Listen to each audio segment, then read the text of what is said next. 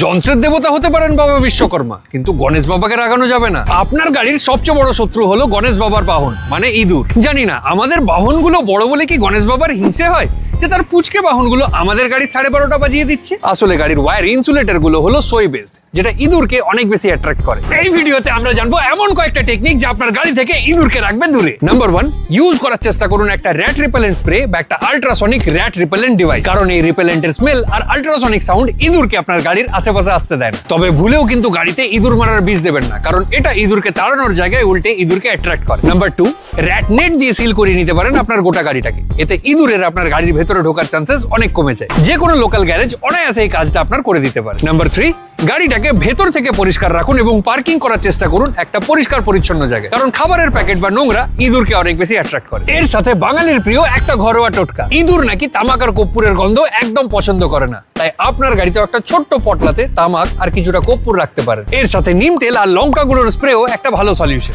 আর বাংলায় এরকমই automotive content আরো দেখতে চাইলে আমাদের চ্যানেলটাকে ফলো ও সাবস্ক্রাইব করে দিন। আর ভিডিওটা ভালো লাগলে লাইক করে শেয়ার করুন সেই বন্ধুর সাথে যে গাড়িকে শুধু বাবা বিশ্বকর্মার ডিপার্টমেন্টই মনে করে।